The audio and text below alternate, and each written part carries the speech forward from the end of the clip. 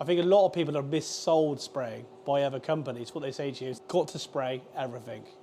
It's complete rubbish. You don't have to spray everything. You're still a decorator. You still know how to use a brush and roller. So what I would say is spray what's relevant and then spray as much as you can. Do you know what I mean? That's the point. If you try to do too much, you end up losing money. Like years ago, I followed the wrong advice from the wrong people. I ended up trying to spray absolutely everything. I lost a lot of money.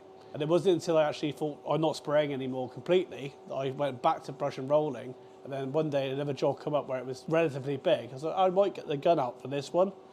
So I did that, and then I was like, oh. And I started working out, here is the tool that I can use some jobs, but not every job. And then it started working, and I brought it back into the business almost. I felt more relaxed about.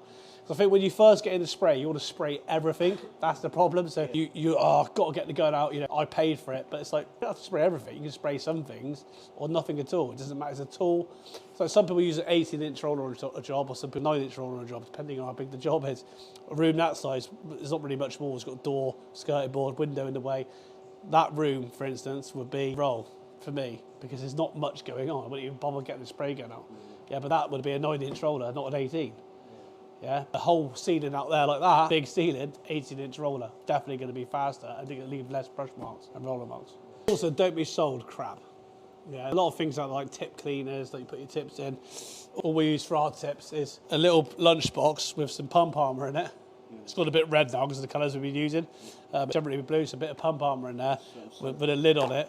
Yeah, give it a little shake and away you go. Yeah, there's no point.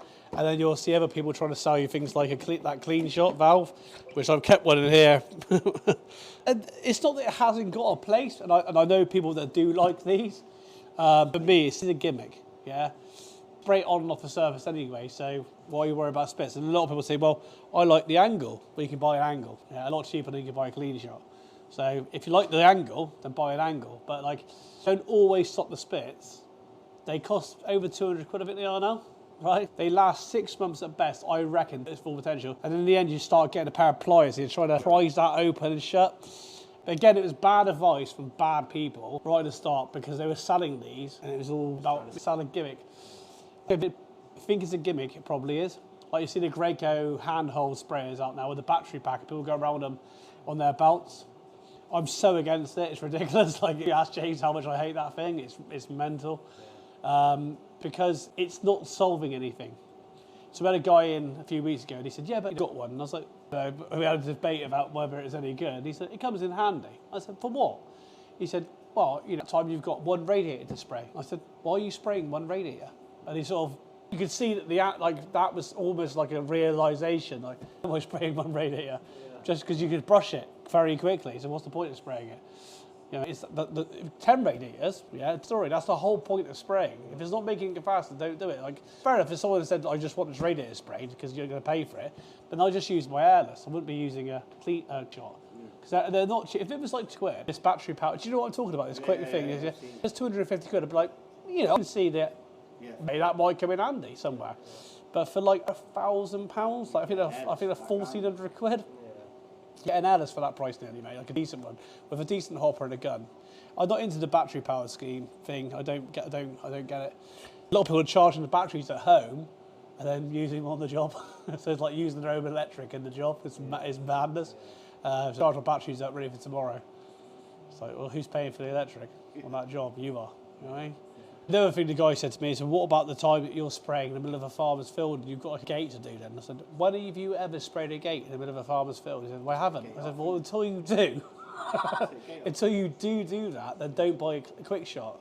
I think a lot of people buy them because they buy with life, so they go, oh, that looks cool. I mean, it's like, oh, I might get one of them. And I would have done that back in the day myself. I'm not going to lie.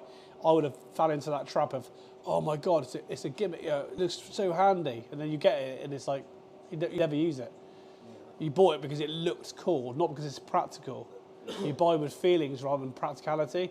That's what I'm seeing a lot of people doing now. So don't fall into the trap. I don't like digital displays. I put even if that's got a digital display on it, I put an analog gauge, like an analog gauge on there, rather than reading it off digital. I use 3 tips now instead of like them. So I think called the tip graveyard, which is this, and it's just full of tips. You don't need 3 tips is enough. That's it.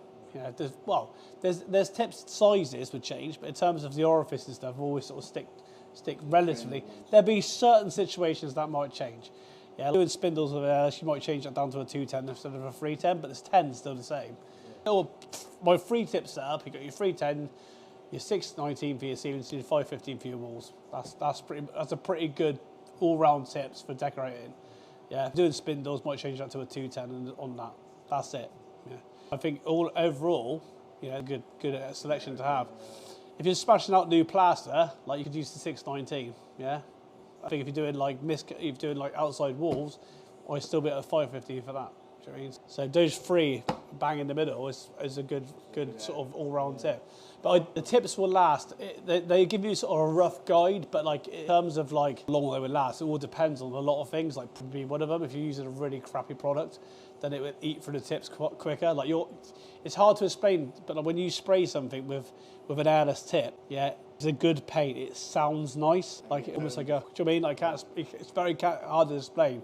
But when you spray with a worse tip, you can almost feel it in your hands, like a crunching noise. You can feel it. But you'll know when you spray a nice paint. When you spray a bad paint and then spray a nice paint, you'll just know by the way it feels and sounds. The worst paint will eat through the tip quicker than the good paint will.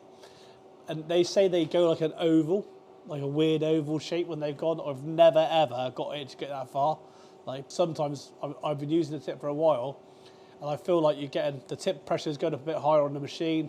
The overspray is getting a bit worse, and then I put a new one in. I'm like, ooh, probably should have changed that a while ago. It's very hard to judge. Yeah, like I would say every couple of jobs, change your tips out. You know, your old ones for like and stuff, and then until you completely dagger them. But like nothing like a nice tip. You get low overspray. You actually like servicing the machine. You'll get like tips will last longer if you service the machine. It's like can't be better on fuel if you service it every year. So if you service the machine, you keep it with your filters, keep everything clean, they generally will last longer.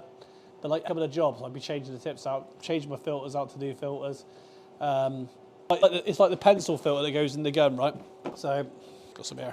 So this is your gun filter, and I'll see a lot of people online and they're showing you how to clean these, like toothbrush, and then put it in some special cleaner, some pretty boy cleaner, and then they put it in some water, then they get the process of cleaning this filter like £1. Well, I would say like £1.20, £1.50. I think a pack is like 13 quid for a pack of 10. Just over £1 each. Yeah. So for me, it's wrong. I'm not saying just waste everything, but like if you get it out sometimes, and I look at it and go, that's going to take me longer to clean out than it is worth the quid in the first place. So with that, I'll just take the filter out, give it a clean with a toothbrush. The problem is you can see through it there, but then that goes beyond that so you can't see if it's matted in the inside of there or not. So what you'll find is if that's not clean and it's matted inside, you're actually running the pump harder to get it through the filter. Yeah. So then that filter, you're putting more wear and tear on the pump because you can't be out for the sake of £1. Then you start like spraying very nice, getting blocked more. Trust me, sometimes changing that, I change mine every job. Yeah, I'm not going to lie. Yeah, just do a job, mate, and chuck it. But some people out there who say that's very wasteful. Probably is, but the thing is, I don't want to be running clean paint through my dirty filter. I want to have a new filter in for a new job, and just know that I'm running everything at its top form. Yeah, quid.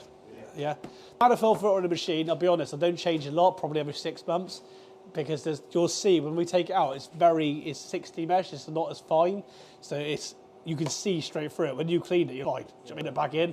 That is like there's a barrel inside that, and you can't really see how clean that is in there. So you might be able to look through it and see it slightly, but for me, again, it's very fine mesh, 100 mesh filters, very fine. Yeah, I'll be changing that every job.